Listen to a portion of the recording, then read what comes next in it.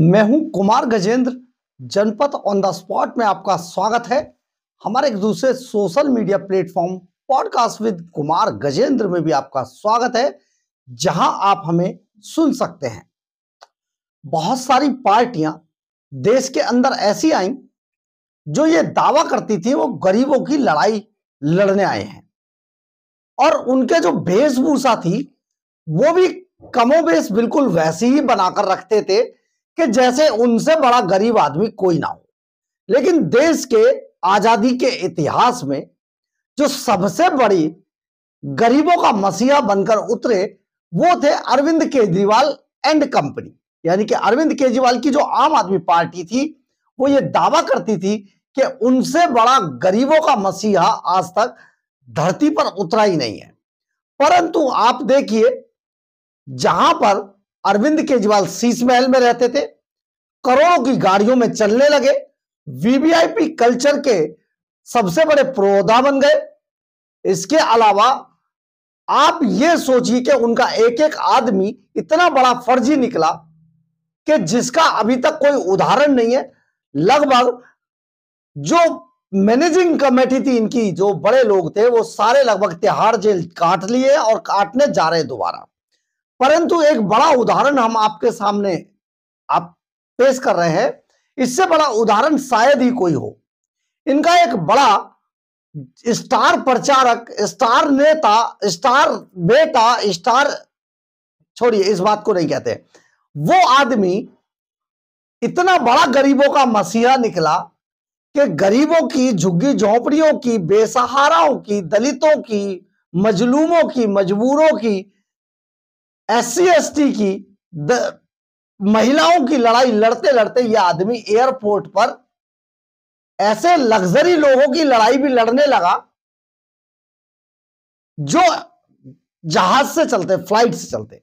एक गरीब आदमी को फ्लाइट से क्या लेना देना, वो बैठकर धरती पर देखता है आसमान की तरफ और कहता है देखो ये जहाज है, लेकिन वो कभी जहाज के दर्शन भी नहीं कर पाता।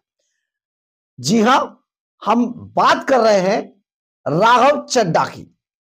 ये जो चड्ढा जी है ना, ये आम आदमी पार्टी के चेहरे में वैसे तो कभी फिट बैठे ही नहीं, लेकिन आम आदमी पार्टी थे, उनके स्टार हैं सब कुछ ये। और यही है जो केजरीवाल के लिए पर्दे के पीछे बहुत सारा खेल करते रहे हैं। काली कमाई जो अरविंद केजरीवाल की थी, उस सब को घुमाने में इन्हीं की बड़ी भूमिका है। जब जब अरविंद केजरीवाल पर मुसीबत आती है इंडिया के अंदर, तब तब ये कहीं विदेश में होते हैं और इनकी आंखों की रोशनी चली जाती है कई बार तो भाई साहब, लेकिन रोशनी ऐसी वापस आती है, फिर इन्हें जहाज, फ्लाइट, एयरपोर्ट नजर आने लगता है। अब आपको हम बताते हैं, बड़ी मजेदार बात है बॉस। जिस आदमी ने संसद के अंदर एक सवाल उठाया कि एयरपोर्ट पे बहुत महंगा भोजन मिलता है। भाई एयरपोर्ट पे भोजन महंगा मिलता है तो मिलने दे, तुम्हें क्या। लेकिन हाँ, बीच में एक बात और बता देते हैं, ये आम आदमी पता है कैसा है। ये बंगले के लिए इतनी लड़ाई लड़ी इस आदमी ने, सरकारी बंगले के लिए, कि ये हाई कोर्ट से लेके सुप्रीम कोर्ट तक गया, बंगला लेके रहा भाई। इनका काम नहीं चलता बंगले के। इनका जो मालिक था ना, वो कहता था 2 कमरों का फ्लैट ही तो चाहिए एक नेता को। केजरीवाल यही तो कहते थे, लेकिन बाद में शीश महल में, और अब इसने भी बंगलों की लड़ाई लड़ी, लड़ाई लड़के बंगला लिया, अपनी हीरोइन पत्नी के साथ विदेशों में। ये कोई व्यक्ति एक यहां पर फ्लाईओवर जैसा बना लिया जाए, उतने की तो टिकट लेके लंदन में ये मैच देखता है। खैर आगे बढ़ते हैं। इसमें हुआ क्या कि साहब ने, इन्हें कोई सवाल नहीं मिला, गरीब आदमी का कोई सवाल नहीं मिला, क्योंकि गरीब की तो सिर्फ ये ठप्पा लगाते हैं, बाकी तो ये बात तो अपनी लग्जरी वाली करते हैं। तो इन्होंने एक सवाल उठाया संसद में, राज्यसभा के अंदर, कि समोसे और चाय भी बहुत महंगे हैं।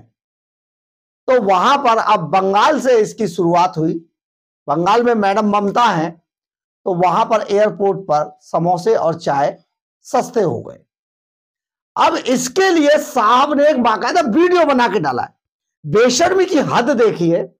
ये गरीबों के अगर आटे दाल के सस्ते होने की बात करता, और शायद आम आदमी पार्टी ऐसे गरीब, बेरोजगार, बेघर, बेसहारा लोगों के लिए मुफ्त में शाम के और सुबह के खाने की बात करता, सुबह और दोपहर के भोजन की बात करता, उनको ये 2 टाइम का भोजन हम दें या सरकार दे तो शायद बहुत अच्छा लगता। लेकिन अमीरों के लिए, जो एयरपोर्ट पर लोग हैं, उनके लिए लड़ाई लड़ रहा था, और अपनी लड़ाई को बेशर्मी की हद देखिए। उसकी एक वीडियो डाल दी, हम वो वीडियो आपको दिखाना चाहते हैं, बहुत मजेदार है।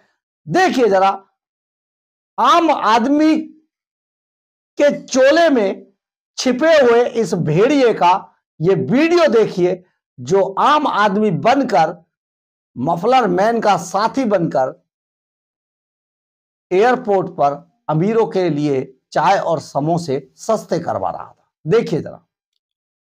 आज आपसे एक गुड न्यूज शेयर करना चाहता हूं। अभी समाप्त हुए विंटर सेशन ऑफ पार्लियामेंट में मैंने एयरपोर्ट्स पर पैसेंजर्स को जिन प्रॉब्लम्स का सामना करना पड़ता है उसकी बात रखी थी, और खास तौर पे एयरपोर्ट्स पर मिल रहे महंगे खाने और पीने के आइटम्स को लेकर अपनी बात रखी थी कि कैसे एक पानी की बोतल हो, चाय हो, समोसा हो, सैंडविच हो, वो एयरपोर्ट्स पर कितने ओवर प्राइस्ड हैं।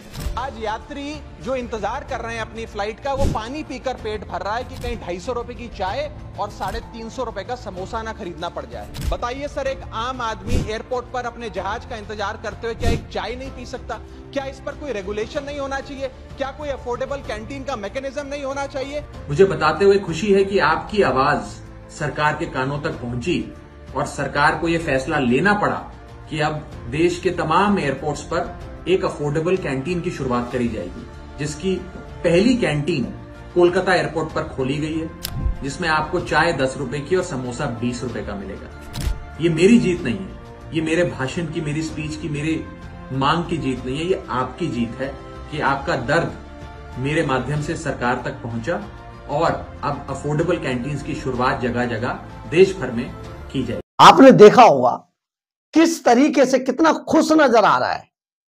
यह है आम आदमी पार्टी का असली रूप, यह है अरविंद केजरीवाल का असली रूप, यह है अरविंद केजरीवाल एंड कंपनी का असली रूप।